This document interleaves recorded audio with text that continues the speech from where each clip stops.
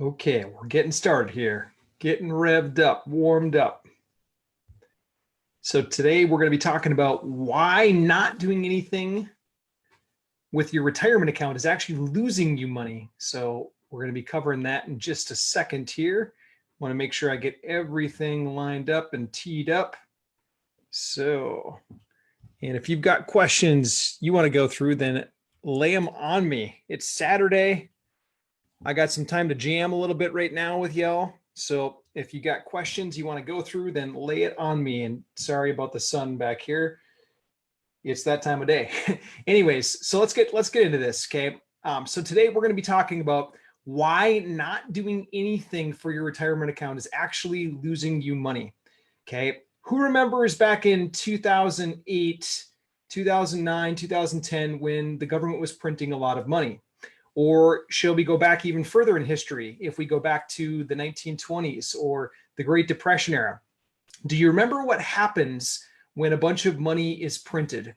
Well, what happens is something called inflation. If you look at history, now I realize that the last few years after 2008, we didn't have like hyperinflation or anything crazy, but we still had inflation. In fact, if you look at the average inflation amount for the last 100 years, there's this website I'm going to give you access to in just a couple of minutes. But if you look at the average inflation for the last 100 years, it's actually been at 2.73% on average. Okay. Now compare that to a savings account. Let's just say that we stick our money like a squirrel in our little hole and we get ready for hibernating for the winter and we stick it into a savings account. What does the average savings account pay? Well, I'll tell you. If you go online and start doing some Google searching, whatnot, you can see average rates, and some are high and some are low. But right now, the average savings account is paying less than 0.1%. Now, if your money's making less than 1%, not even 1%, it's 0.1%, but let's just compare it. Let's just say it's 1%. We'll give the benefit of the doubt. Compared to losing almost 3% per year, what happens to your money that gets stuck away in a savings account or maybe in some other type of account where it's just sitting and you're not doing anything with it, you actually lose money because of inflation. Okay, we're going to be talking about inflation today. Like we're going to be talking about the fees and which are associated with your money just sitting in one spot. And we're also going to be talking about how standing still is really going backwards. Okay, so let's get into it. So back on the first point. So the value of savings falls every year. If you just take your money and stick it into an account, your savings account will actually dwindle down year over year because of inflation. Okay, not even losing it to fees and all that kind of stuff. It's funny, I've got this one savings account right now that I watch. I get a text message every day on the balance of it. And this one is just like a little tiny small one. I had to, for traveling purposes, I had to open a small account at Citibank because my wife is from South America. And so we put like $500 or $600 into this account. And so then when we were in South America, we could access it because Citi has a lot of ATMs and locations in South America and all that kind of stuff. Well, now fast forward a year later, that $500 or $600, it's down to $200.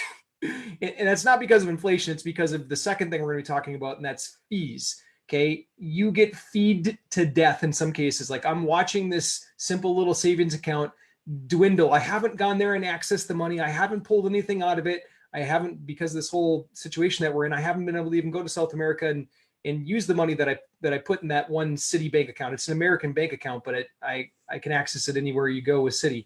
So, but I'm getting killed with fees. That's besides this whole inflationary thing. Okay. If you go back to the 1920s, Germany, when they were going through a period of hyperinflation, they literally had to pay their workers twice per day.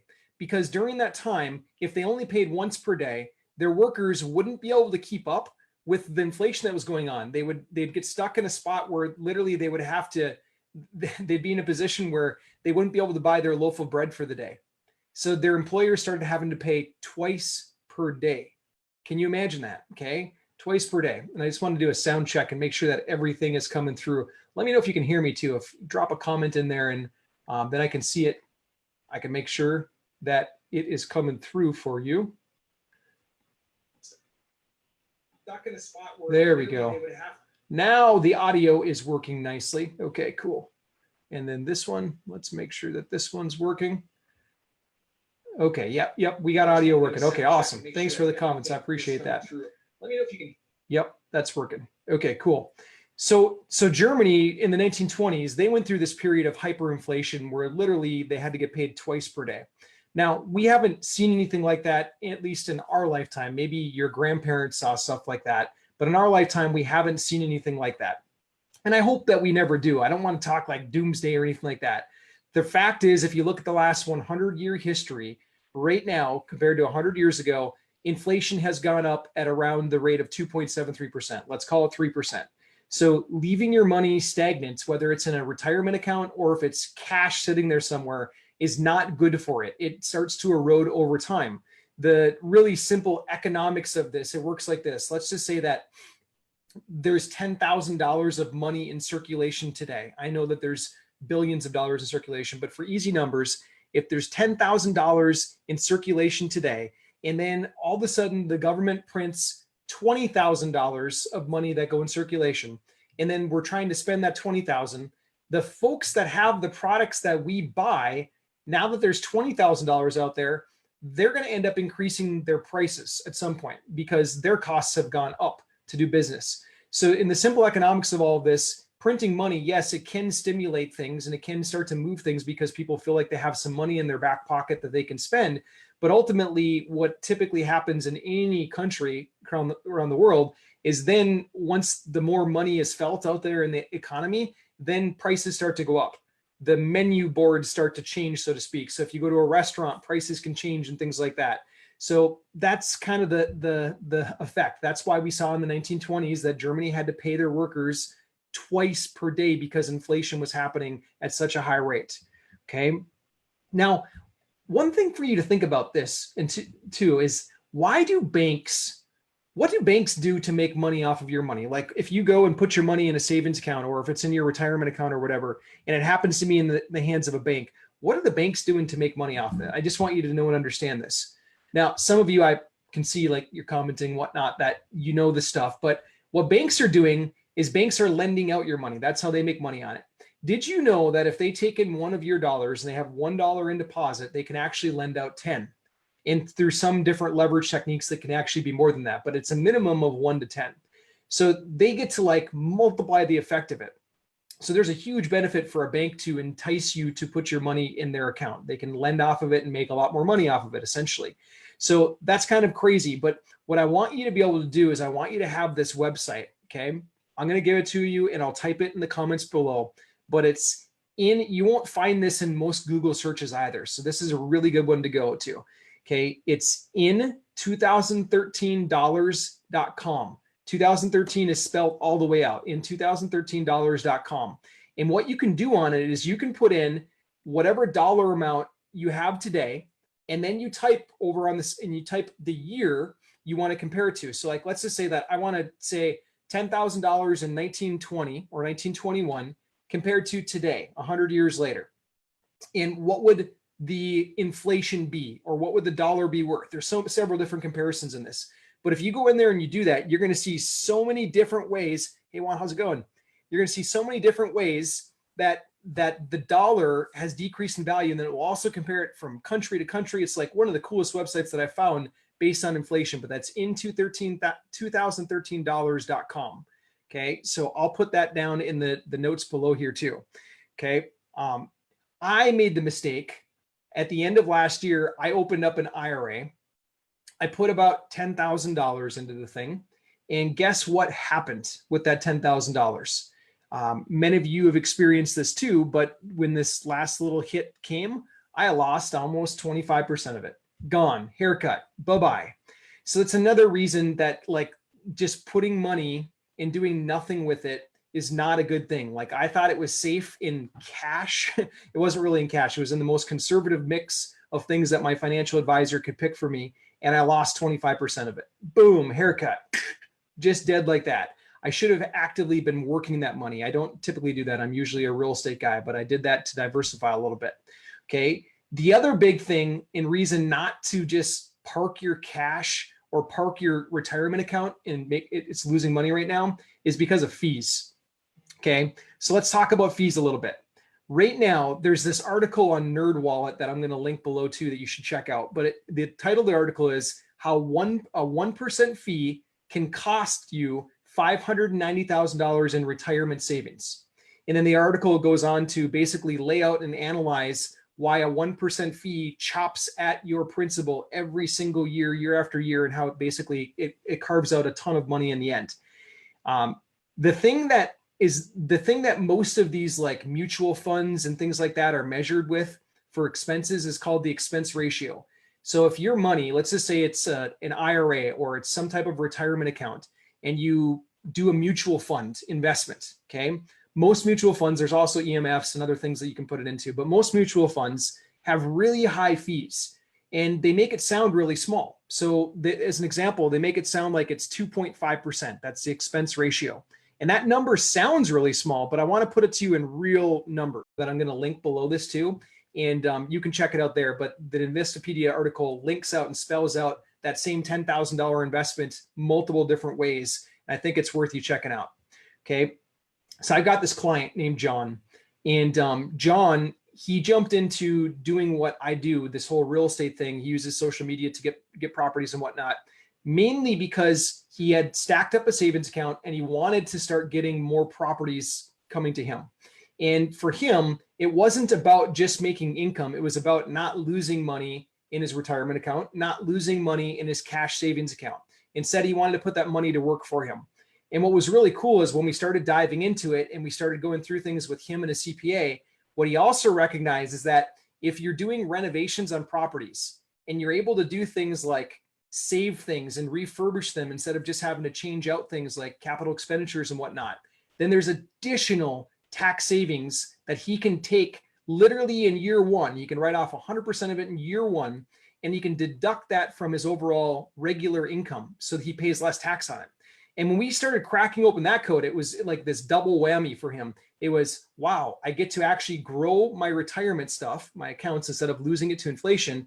And I get to save money on taxes because of this whole real estate concept. When we cracked that code for him with him and a CPA, it was like this whole fountain of youth for him that went off. He got super excited, and now he's like on fire, going after deal again. So it's pretty cool when you really compound the efforts of all this stuff. Now, if you do find yourself wanting help with this stuff, then I'd encourage you to go watch our training on this now. And you can catch that at socialmediablueprint.com/group. That's socialmediablueprint.com/group. On that training, you're going to see start to finish exactly what we're doing so that we don't have to lose money in our retirement account. We're using social media to bring real estate deals to us, and we're investing in real estate deals. Okay. Next segment that I want to cover is this. This is the last one. Okay. Standing still is going backwards. Standing still is going backwards. It is. Okay. You probably heard that quote in different variations before, but you probably heard this other one from Marcus Lemonis, the guy that's on the TV show, The Prophet. He's the CEO and billionaire founder of Camping World. Marcus Lemonis says, if you're not growing, you're dying. If you're not growing, you're dying. Think about that one. That's pretty deep, huh? Okay, tell me this. What do the computer company Compaq, MCI WorldCom, Pan Am, Standard Oil, Circuit City, Montgomery Wards, and Sears all have in common? What do they have in common? Tell me in the comments. What do they have in common? They're all iconic brands, right? And they all either are completely out of business or they went bankrupt at one time. Okay. Why? Because those companies that I just named right there, at one point in their business journey, they stopped growing. And so therefore they died, or they started to die. And it's the same, no different than we're talking about your money, your retirement account right now, your cash savings. It's the business itself. It's us as people. If we're not growing, we are totally dying. If we're standing still, we're actually going backwards because everything else is moving forward in the world around us. So if you're not actively growing your money right now, you're dying. Your money's dying too. Okay. I've got this one client. He's a student in our consulting side of the business. And he's like, he came in so nervous because he didn't have a ton of capital to play with, but he came in super nervous. He said, you know what? I don't have a ton, but I'm going to put this to work. Show us how to go out there and get these properties. And we did. We showed him how to get properties, showed him how to market for them on social media, all that kind of stuff. And now 6 weeks in, he's got his second deal. So not only did he take his money and make his return on investment on his first deal and then some, but now he's on his second deal. And so he's ecstatic. I'm ecstatic about it too. But that's just a good example and case study of what you can do instead of sitting stagnant and letting yourself go backwards and like being fear mongered into standing still while you slip backwards. You step out, you take action, you lead, you don't follow. That's a great example. Like I love Eli for that. I'm so glad for that. And it's happened to me before in my career too. Like it actually happened to me when I got too comfortable. When I got comfortable with where I was at, then I started to stand still. And I got comfortable and I stopped growing, and I actually got caught up in a really bad development project, feeling overly confident and comfortable and whatnot. And it caused me to take a big loss, huge loss because of it. All because I got comfortable, I lost my momentum, and I stopped growing as an individual and as an entrepreneur. And I'd hate for that to ever happen to you. I don't want that to happen to anybody that I know ever. Like, we've got to be good stewards of our time, our money, our resources, and that includes us growing things. It does not include us shrinking or hiding it under a stone or burying it in the dirt.